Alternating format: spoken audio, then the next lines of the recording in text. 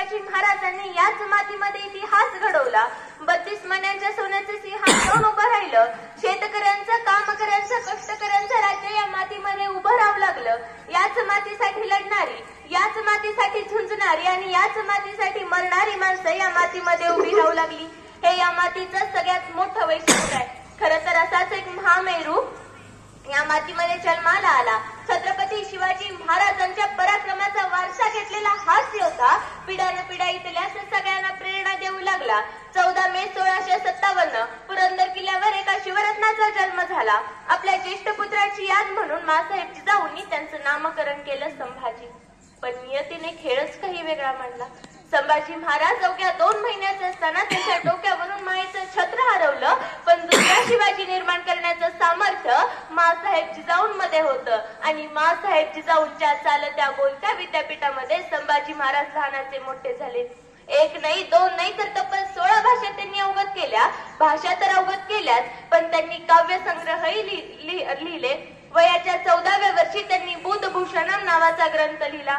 तत्कालीन काळात घोड्याला बेभान पळवणारा, रणांगणावर एका पायावर वळवणारा एकच योद्धा होऊन गेला आणि तो योद्धा म्हणजे छत्रपती संभाजी महाराज. आणि हाच योद्धा वयाच्या 18व्या वर्षी युवराज तर 23व्या वर्षी छत्रपती झाला. त्यांनी एकूण 120 लढाया जिंकल्या आणि या लढाया लढत असताना त्यांचा कधीच पराभव झाला नाही. जो कधीच हारला नाही, ज्याने कधीच हार पत्करली नाही, जो कधीच हारला नाही, ज्याने कधीच हार पत्करली नाही, जो असीम धडाडीने स्वराज्यासाठी लढत राहिला, झटत राहिला, तोच सर्जा संभाजी. मोगल वाकवले, पोर्तुगीज नाचवले, इंग्रज झुकवले, जंजिऱ्याचा सिद्धीत दऱ्यात बुडवला. 1 नाही 2 नाही तर तब्बल 12 गडावर आपल्या निकडाचे पंजे फाड करत राहिला. आपल्या धैर्याचा पताका फडकवत राहिला, तोच सर्जा संभाजी. औरंगजेबाने एका वर्षात आदिलशाही जिंकली, गोवळकोंडा जिंकला. मग त्याला स्वराज्य जिंकायला एवढी 9 वर्ष का लागली? याचं एकमेव कारण म्हणजे छत्रपती संभाजी महाराज. पण पैशासाठी झालेल्या फितुरीचा धक्का बसला आणि आपल्यातल्याच नीच माणसाने संगमेश्वर या ठिकाणी पकडून दिले. संभाजी महाराज आणि त्यांचे मित्र कवी कलश यांच्या समवेत त्यांना अटक झाली. औरंगजेबाच्या जाळ्यात ते पुरेपूर अडकले. संभाजी महाराज पकडले गेले. ही बातमी ज्यावेळी बहादूरगडावर औरंगजेबाला समजली त्यावेळी तो म्हणाला, बहुत खूप ले आओ उसे शान और शौकत से बहना जाए तक तो बुला. आतापर्यंत त्याने मराठी शाहीची भरजरी वस्त्रे घातली असतील, पण आता त्याला विदूषकी असलेली झबली घाला. आतापर्यंत त्याने मराठी शाहीचा मुकुट माथ्यावर मिरवला असेल, पण आता त्याला घुंगरू असलेली विदूषकी टोपी घाला. आतापर्यंत राज अलंकार घातले असतील, पण आता त्याला कोलाडी काठेरी साखरदंडाने त्याला जखडवा. आतापर्यंत त्याने तो पालखीतून घोड्यावरून बसून गेला असेल, पण आता त्याला उंटाला बांधा. कळू द्या महाराष्ट्राला की औरंगजेबाने संभाजीला गिरफ्तार केलाय. हे असे उग्र भाषेतले उद्गार ऐकून मनाला खूप वेदना होतात. औरंग्याने संभाजी महाराजांची धिंड काढली आणि ही धिंड बहादूरगडावर निघाली. तख्त खुला चढवलेले, पोलादी काठेरी सखदंडाने जखडलेले संभाजी महाराज पाहिले असते तर कुणालाही वाटलं नसतं की ते स्वराज्याचे राजे आहेत म्हणून. अरे कुणाच्या वाट्याला यावी ही विटंबना, किती सोसला या यातनांचा दाह.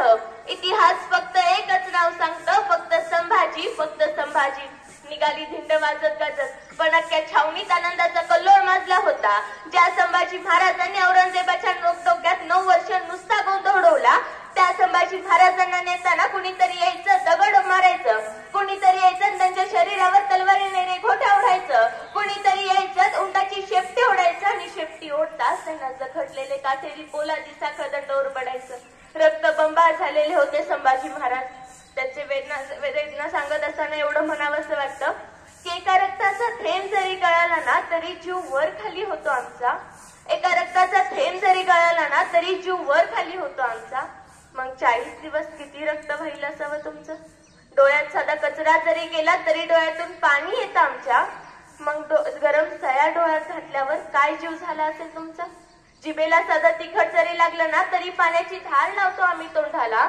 मग एका मिनिटात जीभ छाटल्यावर काय जीव म्हणाला असेल तुमचा? अंगाला साधं खरचटलं ना तरी जीव खासावीस होतो आमचा. मग अंगाची साल्ट काढल्यावर काय जीव म्हणाला असेल तुमचा? बोटाचं चुकून नख जरी निघालं तरी जीव कासावीस होतो आमचा. मग अख्ख्या बोटापायाची नख काढल्यावर काय जीव म्हणाला असेल तुमचा? अखेर 40 दिवस मृत्यूचे तांडव सहन करत असताना संभाजी महाराजांची अमानवीय हत्या झाली आणि तो दिवस होता 11 मार्च 1689. 40 दिवस मृत्यूचे तांडव सहन करत असताना वीर शंभूराजांना वीर मरण आले. आजही छावा पिक्चर पाहताना एकदा नाही दोनदा नाही तर अनेक वेळा पाहताना डोळ्यातून पाणी आल्याशिवाय राहत नाही. मग अरे तो तर एक पिक्चर आहे, प्रत्यक्षात किती यातना झाल्या असतील त्या जीवाला. छावा जिंदा रहे काळजाला चिरत जातात या काव्य पंक्ती जेव्हा जेव्हा संभाजी महाराजांच्या डोळ्यात सहसळत्या सया खुपसल्या जातात, त्यांची जीभ खेचून काढली जाते, सहसळतात धमन्या ज्यावेळी त्यांच्या जखमांवर मीठ चोळलं जातं. हाथी घोड़े तोप तलवारें फौज तो तेरी सारी है, हाथी घोड़े तोप तलवारें फौज तो तेरी सारी है, पर जंजीरों में जकड़ा हुआ मेरा राजा अभी भी सब पे भारी है, पर जंजीरों में जकड़ा हुआ मेरा राजा अभी भी सब पे भारी है. असे म्हणत कवी कलशांनी शेवटचा श्वास हा शंभूराजांसाठी सोडला. संभाजी महाराजांच्या या धगधगत्या आयुष्यातून आपण काय घ्यावं? आपण घ्यावा निर्भयपणा, आपण सोडावी लाचारी गुलामगिरी, आपण सोडावं स्वार्थी आणि घुसमटलेलं जगणं, घ्यावी कणभर तरी आपल्याकडून जिद्द, करारी बाणा आणि नीतिमत्तेचा धडा, शिकावा महाराष्ट्र धर्म, राहावा मनोमनी, चिंतावा क्षणोक्षणी. शेर शिवराय आणि त्यांचा छावा, शेर शिवराय आणि त्यांचा छावा. जगदंब होत चाललाय, पण ज्यांचं नाव ऐकतात हे मस्तक नतमस्तक झाल्याशिवाय राहत नाही त्या वीर माता राजमाता जिजाऊ साहेब. 33 कोटी देवांची कोट्यावधी मंदिरं असतील, 33 कोटी देवांची कोट्यावधी मंदिरं असतील, पण ज्यांची पूजा फार कमी लोक करतात आणि माझ्या राज्यात असं एकही मंदिर नाही तरी कोट्यावधी माणसं माझ्या राजाची पूजा करतात, ते छत्रपती शिवाजी महाराज. ये संभा मर सकता है, ये संभा मर सकता है लेकिन बेईमानी नहीं कर सकता, असे छत्रपती संभाजी महाराज. या सर्वांना माझा मानाचा मुजरा, मानाचा मुजरा. 14 मे रोजी पुरंदर किल्ल्यावरती एका शिवपुत्राचा जन्म झाला. एक हेर बाहेर पळत आला आणि आऊसाहेबांना म्हणाला, आऊसाहेब, आऊसाहेब, ढोल ताशे वाजवा आऊसाहेब. काय झालं? आऊसाहेब, या महाराष्ट्राच्या मातीत छत्रपती शिवाजी महाराजांना पुत्र जन्माला आलाय, नाव काय ठेवायचं आऊसाहेब?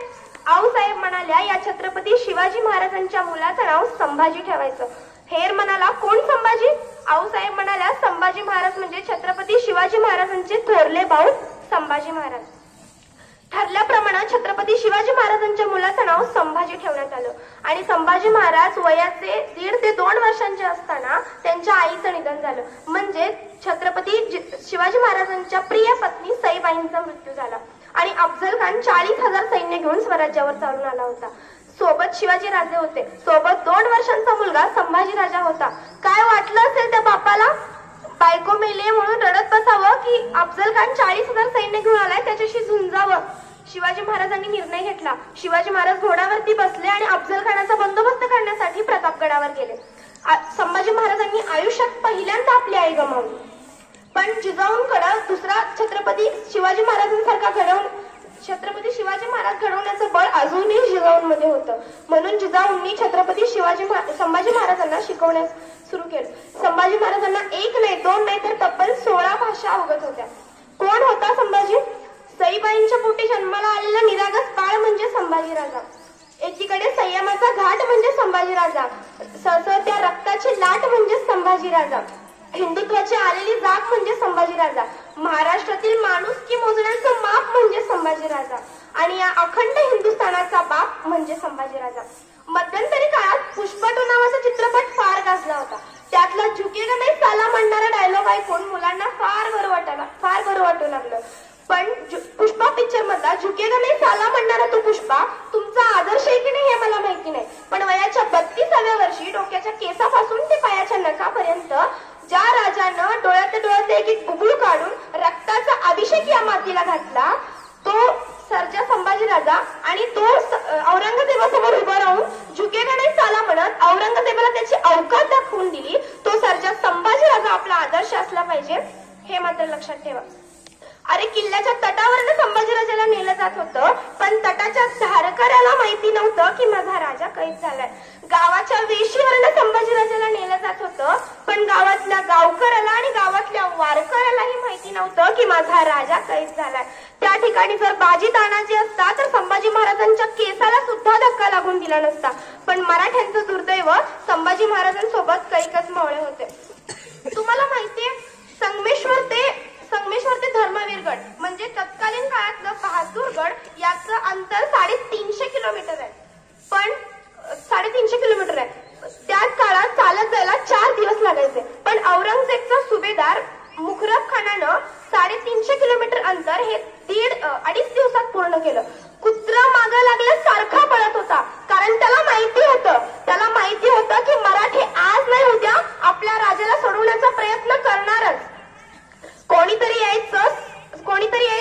संभाजीराजांच्या अंगावरती थुंकायचं.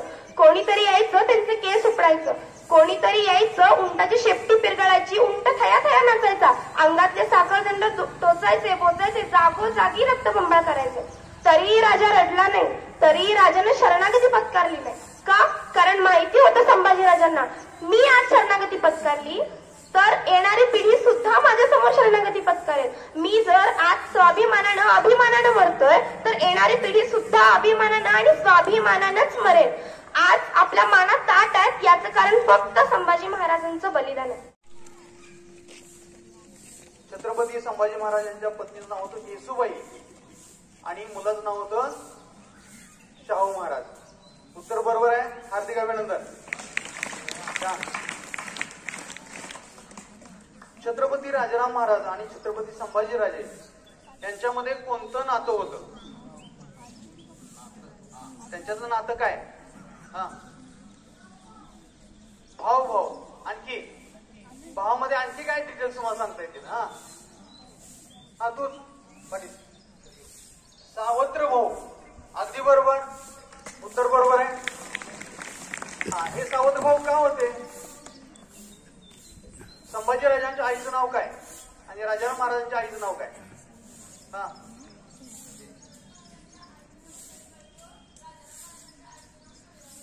बरोबर. संभाजीराजांच्या आईचं नाव होतं सईबाई आणि राजाराम महाराजांच्या आईचं नाव होतं सोयराबाई. उत्तर बरोबर आहे. त्यानंतर पुढचा प्रश्न आहे, छत्रपती संभाजी महाराज यांची समाधी कोठे आहे? ठिकाण?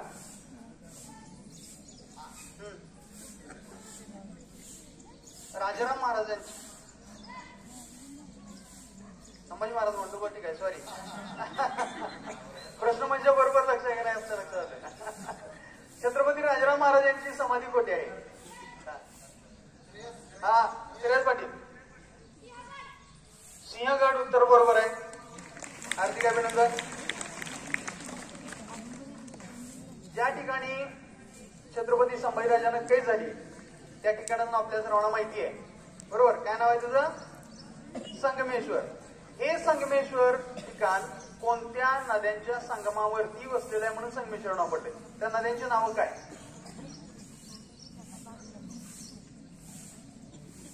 हो, अभ्यास कोणाचा आहे जास्त? त्या दोन नद्यांची नावं काय? दोन नद्यांचा संगम आहे त्यामुळे त्याला नाही. इथं कोण सांगतोय? नाही. भीमा आणि इंद्रायणी एकाच नदीचं नाव आहे ते. इंद्रायणी नदीला पुढं गेल्यानंतर पंढरपूर पासून पुढं भीमा असं म्हटलं जातं. चंद्रभागा त्याच नदीचं नाव पुढं पडतं. 3 नाव आहे त्याला. कोण सांगतंय? Last chance. आपल्याला वेळ कमी आहे. श्रेयस. अवघड विचारले उत्तर देत नाही. नाही. नाही. सर्वांची उत्तरं पुन्हा एकदा आहे का? Last chance. या 2 नद्यांची नाव आहेत. एक नदीचं नाव आहे अलकनंदा. लक्षात ठेवा. काय नाव आहे सांगा? अलकनंदा. आणि दुसऱ्या नदीचं नाव आहे वरुणा. काय नाव आहे? वरुणा. या 2 नद्यांच्या संगमावरती वसलेले हे ठिकाण आहे संगमेश्वर. पुढं, संभाजीराजांना कैद झाल्यानंतर राज्य याला राजा कुणी नाही असं समज झाला. अशी सगळीकडे अवई पसरली आणि त्यामुळं राज्याला स्वराज्याला कोणतरी छत्रपती पाहिजे.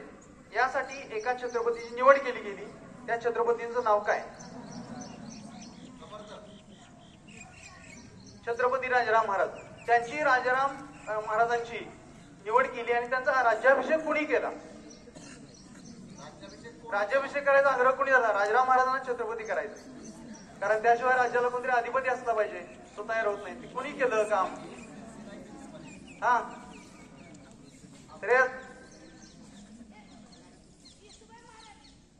महाराणी येसूबाई यांनीच राजाराम महाराजांना स्वराज्याचे छत्रपती म्हणून त्यांचा राज्याभिषेक केला.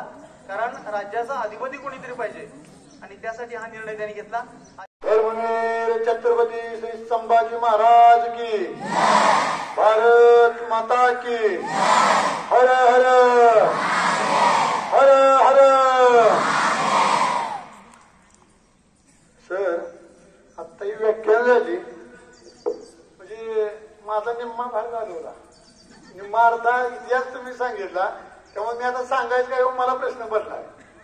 ज्यावेळी आम्ही तुमच्या एवढं होतो तेव्हा आम्हाला शाळेत फक्त प्रार्थना करायची, वर्गात जाऊन बसायचं. तुम्ही नशीबवान आहे, असली शाळा, असले शिक्षक, असले मॅडम तुम्हाला भेटल्या, तुम्ही बरोबर नशीबवान आहे. म्हणजे काय सांगू का, आम्ही पण शाळेत गेलो म्हणजे तुमच्या एवढं होतं तेव्हा शिवाजी महाराज संभाजी महाराज आम्हाला माहित सुद्धा नव्हते. ही सत्य परिस्थिती आहे. खरं बोलल्याला माणसानं जरा वेगळं वाटतं, पण जे आहे ते आहे. पण खरंच आता आम्ही सुद्धा नशीबवान आहे की ह्या पिढीला शिवाजी महाराज संभाजी महाराज आपला इतिहास हा कळला पाहिजे. ज्यावेळी आम्ही या शिवप्रतिष्ठान हिंदुस्थानचं काम केलं तेव्हा आम्ही 8वी 9वीला 10वीला असं लहान लहान तुमच्याकडे असं जाऊन फक्त उभा राहायचं, बसायचं, बघायचं. पण आम्हाला शिवप्रतिष्ठान ही कळायलाच आम्हाला सर 10 वर्ष गेले. आम्ही पोरट केलो. आम्हाला तर तेव्हा तर काय करते, यायचं, बसायचं, करायचं, जायचं. शिवाजी महाराजांचा कार्यक्रम आहे म्हणून करायचं आणि जायचं, एवढंच आम्हाला माहिती. पण ज्यावेळी शिवप्रतिष्ठान हिंदुस्थान कळलं, मी परवा तुमच्या मोर्चाला सुद्धा होतो, ही सगळी मोर्चाला होती, व्यसनापासून लांब राहायचं, ही करायचं. पण मला त्यावेळी मोर्चात सुद्धा एक मला वाटलं की ज्या ज्या लहान लहान मुलांना त्यांच्या आई वडिलांना शिवाजी महाराज संभाजी महाराज कळली ती पोरं सहसा व्यसनाच्या आहारी कधी जात नाही. आणि सर खरोखर तुम्ही एक पुण्याचं काम केले. मला माहित नाही मोर्चा काढून आपण काय करून जर व्यसन बंद होईल नाही होईल मला काय माहित नाही. पण ही जी तुम्ही आज पेरायला लागला ह्याच्यानं 100% फरक पडणार. ते प्रत्येकाच्या घराघरात गुरुजींचं एक म्हणते, जो समाज जो राष्ट्र आपल्या पूर्वजांचा इतिहास विसरतात तो समाज जगाच्या इतिहासावर कधीही टिकू शकत नाही. म्हणजे आपण आपल्या पूर्वजांचा इतिहास लिहिलेला वाचला पाहिजे, आचरणात आणला पाहिजे, तो दिला पाहिजे. काय काय जण म्हणतात एवढ्या लहान लहान पोरांना तुम्ही घेऊन जाताय, तुम्ही सांगतायसा की त्यांना शिवाजी महाराज सांगा, संभाजी महाराज सांगा, यांना काय कळणार आहे. पण मला एवढं सांगायचं की जिजाऊबाई साहेबांनी शिवाजी महाराजांना यांच्यापेक्षा लहान होतं तेव्हापासून वळण लावलं, त्यावेळी ते छत्रपती झाले. जिजाऊबाई साहेबांनी त्यांच्या आयुष्यात 2 छत्रपती निर्माण केले, एक शिवाजी महाराज आणि दुसरे धर्मवीर छत्रपती संभाजी महाराज. म्हणजे लक्षात घ्या, वळण लावायचं पोरांना काम कधी होतं तर ही ह्या वयात होतं. आणि ह्या वयातच पोरांना वळण लावलं, शिस्त लावली तर ती भविष्याची पिढी आहे. तुम्ही लक्षात घ्या, तुम्ही पलूसचं भविष्य आहे, पलूस तालुक्याचं भविष्य आहे, महाराष्ट्राचं भविष्य आहे, या देशाचं भविष्य आहे. आज जर तुम्हाला इथून पुढे संभाजी महाराज शिवाजी महाराज कळले तरच सगळं आहे. अजून एक गुरुजी आम्हाला सांगतात, महाराष्ट्र मेले तरी राष्ट्र मेले, महाराष्ट्र विना राष्ट्र गाडा ना चाले. पण लक्षात घ्या, महाराष्ट्र किती महत्वाचा आहे. आणि आजची जी तरुण पिढी आहे, आमच्या बहिणी बसल्या त्या बरकटलेला समाज आहे, म्हणजे दिशाहीन झालेला समाज आहे. या दिशाहीन झालेल्या समाजाला आपल्याला जर रस्त्यावर आणायचं असेल तर शिवाजी महाराज संभाजी महाराजांच्या रक्तगटाची पिढी त्याला वाचवू शकते, दुसरी कुठलीही वाचवू शकत नाही. आज आपण या गणपती मंदिराच्या पुढे बसलोय, या विद्येची म्हणजे शक्तीची सगळं आपला म्हणजे गणपती आपण पुजतो, सगळं करतो. खरोखर त्या देवाकडे एकच मागणं मागा की तुमच्या ही असली शाळा प्रत्येकाला भेटावी. मला वाटतं जिल्ह्यात 2 नंबरला आपले बलिदान मास चालू झालं. खरोखर या शिक्षकांचं मला मनापासून आभार मानायचे, कारण की वर गेल्यावर तुम्ही तर देवाला सांगू शकतील, बाकी काय नाही केलं पण निदान महाराज या पोरांना आम्ही तुमचं थोडं का होईना काय तर आम्ही द्यायचा प्रयत्न केला एवढं तुम्ही सांगू शकताय.